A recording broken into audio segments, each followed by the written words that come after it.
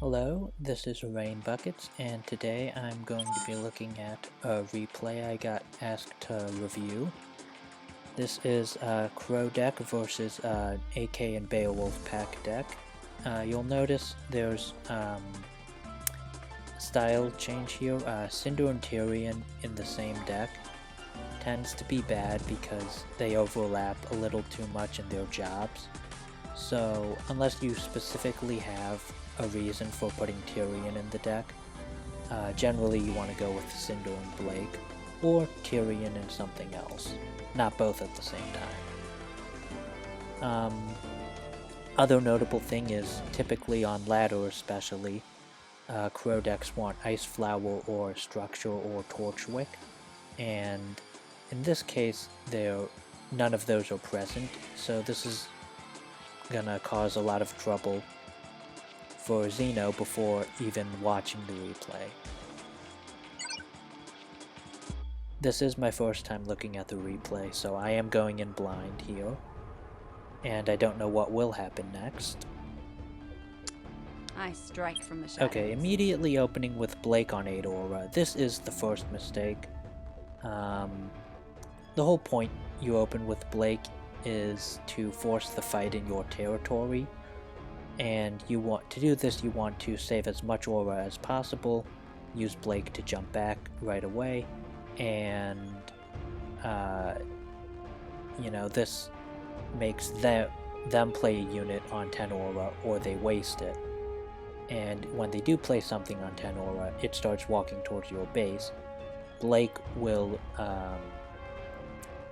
not walk forward as fast because she jumps back. So what ends up happening is you have Blake shooting at something from the safety of your territory, and whatever they played first is at midfield getting hit by Blake in your turret. It probably dies for free, and then all of a sudden you have a free Blake on the field. Playing Blake early defeats the entire purpose of this.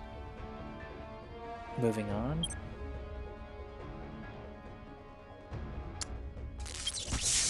Here we have a Nolan in the back. I would have played my own Blake, but this is still fine. Notably, Xeno does not jump back either with Blake. May I cut in? So, and then he plays Cinder in the back. Again, not on 10 aura. So what we have now is an aggressive opening, and this gives Send Nudes all the power in the world to defend, because he's going, if I were him anyway, I would play my Blake right next to my turret and jump back immediately. What's going to happen is Xeno's Blake is going to die for free to Nude's Blake and turret, and then he's going to have his choice of support to send with Blake to try and kill that Cinder in the back. It looks like Cinder's gonna be about near midfield or maybe 3/4 field before she starts engaging in combat with this positioning. If Xeno had waited for 10 aura, he could have played his Cinder defensively and killed Nudes' Blake for free, but that's how I predict this is going to turn out. He does select Blake and looks like he wants to play it. The immediate use of the skill on Cinder does delay this a bit, which is an interesting play. The biggest reason you do not want to do this is because Cinder's skill doesn't recharge that fast. By the time she reaches midfield, she won't have her skill recharged. And what's going to happen now is you can't use the Cinder skill later in the game on White Fang Gunners, and having Gunners available in the mid-range fight is going to be another big deal. There's Blake. I would have put Blake a little closer to the turret, but he can play the Gunners freely now because Cinder just used her skill on nothing. So the Gunners get shots off on Cinder, Flint comes down to kill the Gunners, and all of a sudden there's a decent enough force coming here that's a good amount of chip damage. Blake, Flint, and a White Fang Gunner. Xeno plays Qrow in the back. Again, not on 10 aura. So here I would have thought about cycling Nolan in the back and then playing Tyrion as a defensive way to kill Blake quickly. Or just waiting for Blake to get in close, use the shade, and drop Nolan. Alternatively, if he knew his rotation very, very well, he could have played Thugs and Nolan in the back and then used his own Blake to defend against this push here. Instead, we get Qrow, a little bit of chip damage here. And Qrow immediately goes to the turret while the Thugs try to defend against Blake. This is another huge mistake. Flint is body blocking for Shadow Blake here. I predict Shadow Blake is going to get another skill use, and the Thugs won't quite kill her. Meanwhile, Qrow immediately on the turret is a bad play because he's not getting any value first. I know we all like to meme that chip damage is the only thing that matters and aura advantage is dead and doesn't really matter, but there are still cases where getting an aura advantage does matter a lot. This is going to be one of them. AK-130s to defend against Qrow is not the best defense, but they are going to kill him and survive with HP left over, even though they take a fair amount of damage. Qrow gets 2 swings. He also doesn't chip the turret here. That's a small positioning mistake, only chipping it on the first swing. But he does do... The reason why AK defense is bad against Qrow is look at how much HP the AK-130s have left. That's about half health. You can defend much more efficiently than that. But in this game, it's going to work out. And Qrow dies. Blake doesn't quite get another skill off. Here comes Tyrion to defend against the AK-130s, and he plays a Beowulf pack on the other side. This is why aura advantage matters.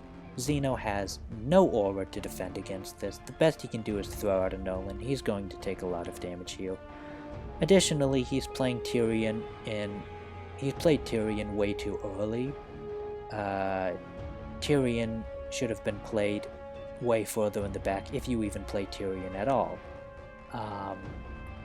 Because when you play defense, you want the help of your turret to kill the AK-130s. I probably would have just waited out the AK-130s, wait for them to slowly walk up into my territory, then play a Blake, maybe play a Nolan, try to draw them into the middle of the field. Alternatively, I could have gone with Cinder and Neon, or even just Cinder and Nolan in this case, because the AK-130s are half dead. Instead, we get a really preemptive Tyrion that Send Nudes correctly recognizes that he just used all his aura on this Tyrion. He's got a massive disadvantage, at least 4 aura down right here, maybe 4.5. So there's no defense for this Beowulf pack. Here's Nolan. He does a little bit of work. He recharges enough aura to play Gunners, but the Beowulf pack does 2,000, 2,200 damage. Never miss a beat, never miss a beat. Neon defense against this small amount of stuff is fine. Gunners is a little too much defense, but doesn't really matter because they're going to survive and threaten more chip damage. Strike from the shadows. Blake here is pretty good. Defense. Again, a preemptive Cinder that, and the reason this Cinder is also a really bad idea is Xeno doesn't quite know Nudes' deck yet completely. I don't think he's, actually, I don't know if he knows the entire deck yet. I wasn't keeping track, but if Send Nudes had his own Qrow, or he had Zwei, or maybe even Spider Droid, then he could use one of those abilities to damage the turret and kill Cinder at the same time. Additionally, Cinder isn't using her skill on White Fang Gunners, so the best possible situation would be using Cinder's skill on the turret for a small amount of chip damage. You don't get any value that way, so Cinder is basically throwing 4 aura away. Already down a lot of aura, this is not something you can afford. Nolan comes down, again wasting the Cinder skill on the turret and nothing else. Oh, may I cut in? Nude's correctly playing his own Cinder in the back, and this is, I hope, what it will be a good play. I hope Xeno is going to use his Qrow to kill Cinder and chip the turret at the same time.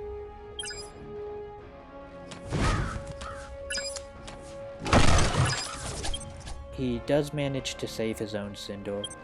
Qrow gets a couple swings off. That's a good play. Now let's see how he does against AK-130s. Playing Tyrion. Yeah, I don't think you can save that Cinder, but again, notice he's playing Tyrion outside of the turret range. The AK-130s are not getting shot at yet. So, they're not taking damage while Tyrion's health pool stalls them a little bit. Now they do walk into turret range, and you can see that Tyrion's health pool helped stall them out. Thugs and Gunners is a decent defense against a Beowulf pack, and he wasn't that far down on aura this time.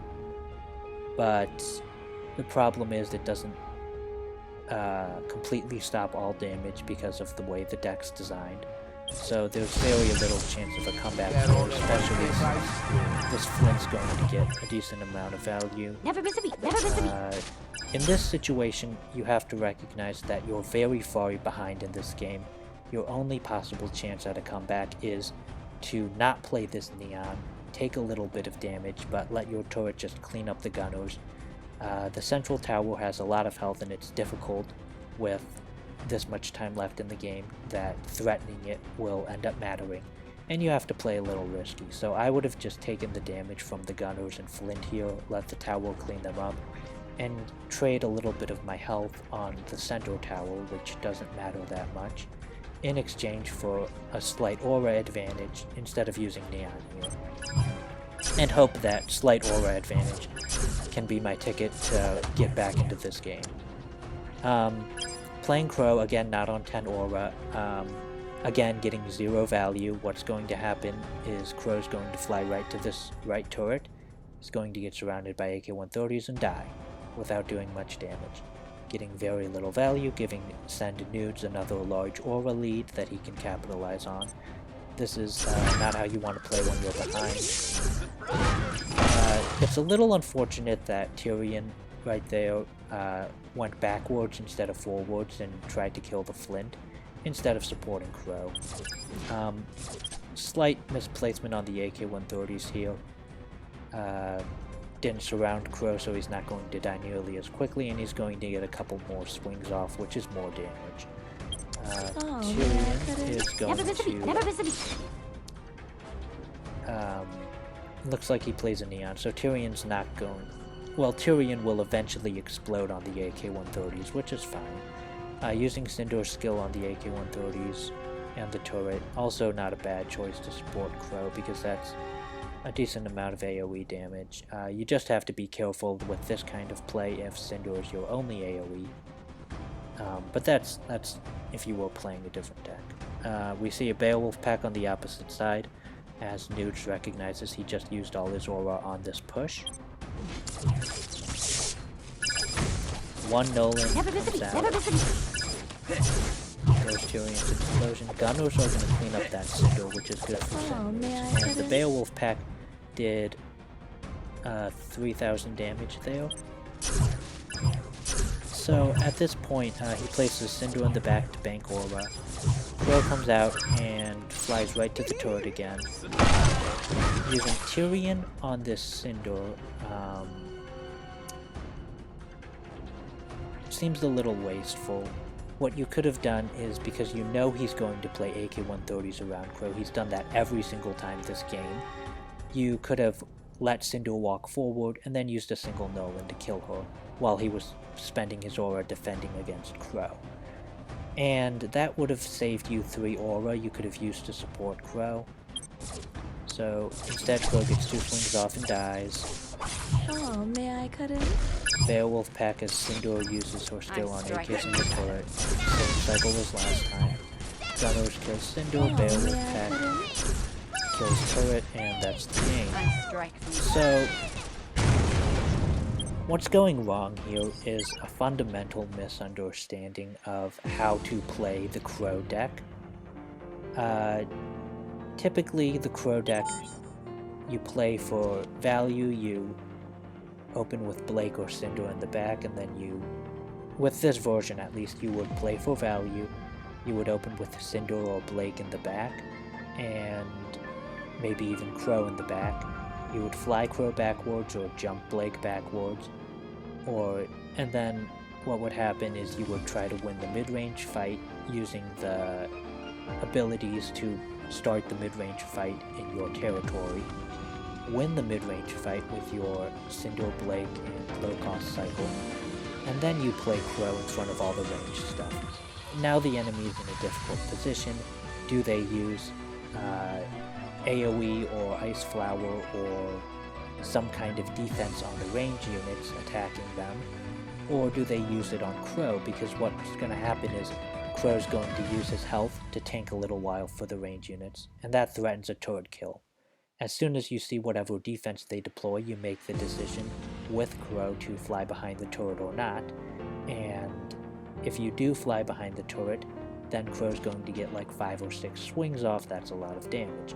If you don't fly behind the turret, then Qrow's going to help pull and block for your range units, which hopefully kill whatever defense they played for free and continue on to the turret.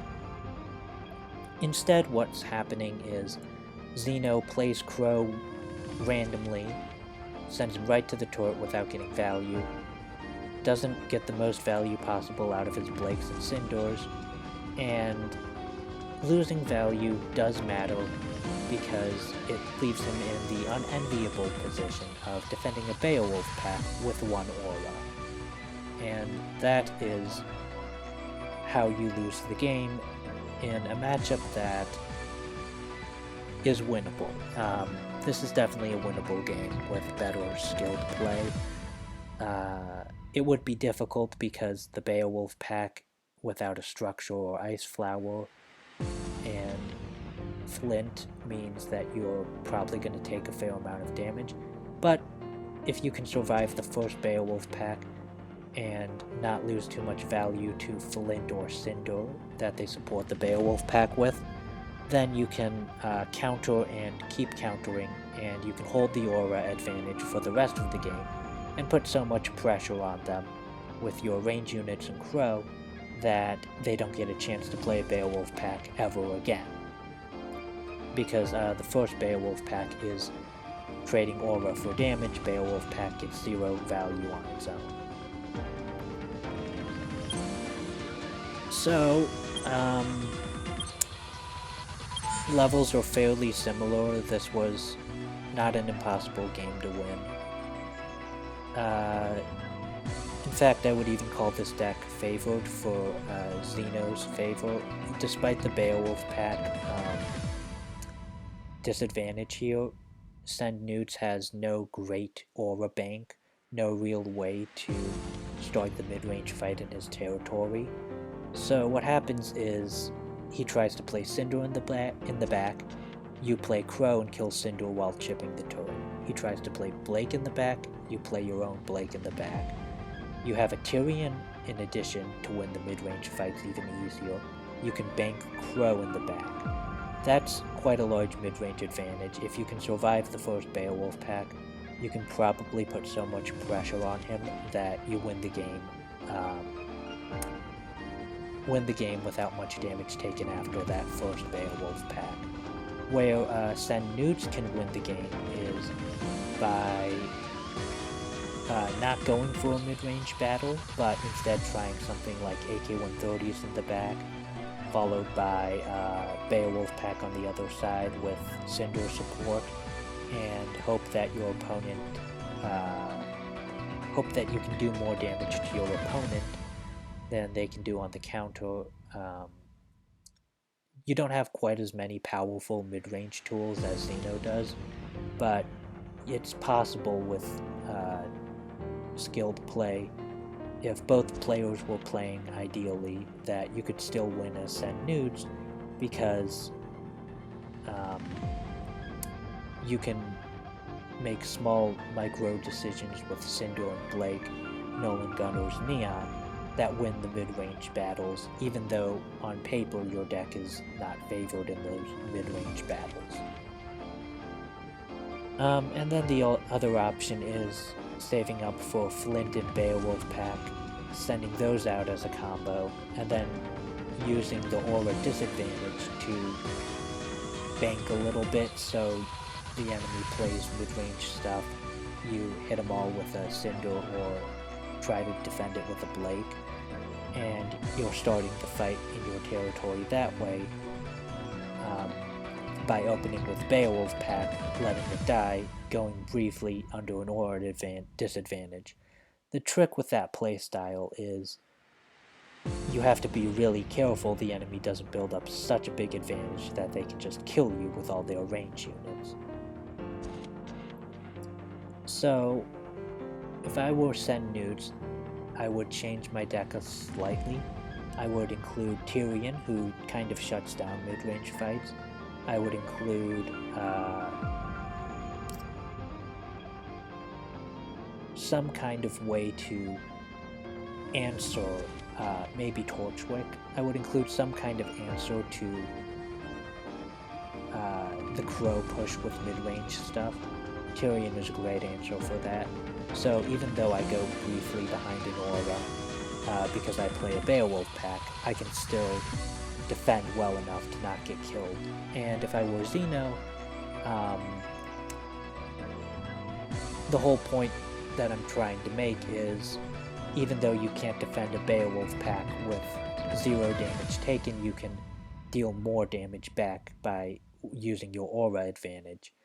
The deck itself isn't really the problem, although it's certainly not the easiest deck to play, especially for beginner to Qrow decks, Qrow Blake Cinder decks. So what I would recommend is get rid of Tyrion or get rid of Cinder. If you get rid of Tyrion, then add a structure, Ice Flower, something to defend against Beowulf Pack and Ursa, because that's the most beginner-friendly version of the Qrow deck, I think. If you cut Cinder, then I think you also might maybe want to cut Shadow Blade. It depends on what you replace Cinder with. The whole point with Tyrion is he is so good at defense that you don't want to do mid-range fights, because Tyrion's just going to kill everything in the mid-battles by himself. So you willingly give up the mid-fights because you have this big nuke that obliterates any mid-advantage they gain. That's what Tyrion's greatest strength is, in my opinion, and if you want Tyrion in your deck, then you don't also want Cinder in the deck, because Cinder plays more of the mid-range fights. That's her strength. You have 2 different goals there, and that's why the deck doesn't work. That's more of a high-end game decision, though. What Xeno needs now is practice.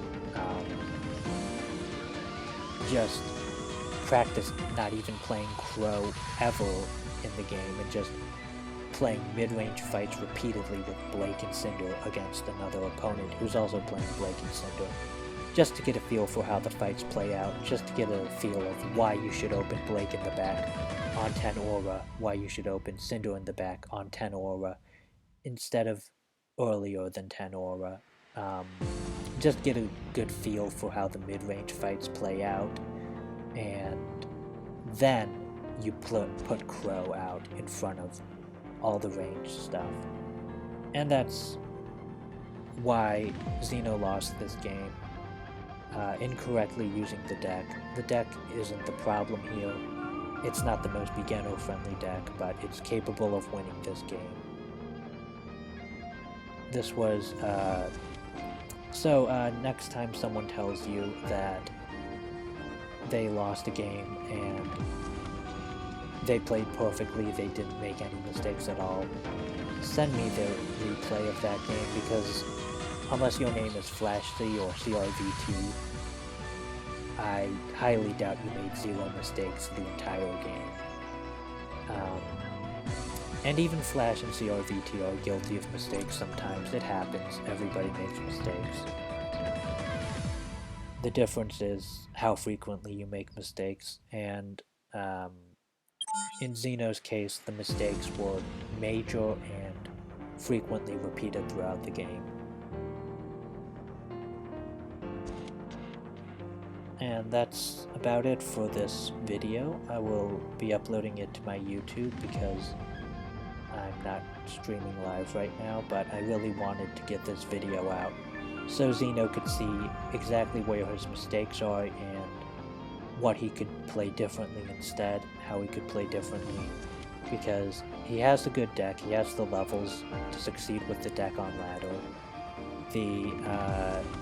All he really needs to do is just practice, and that's something that's always in your control, how much you can practice.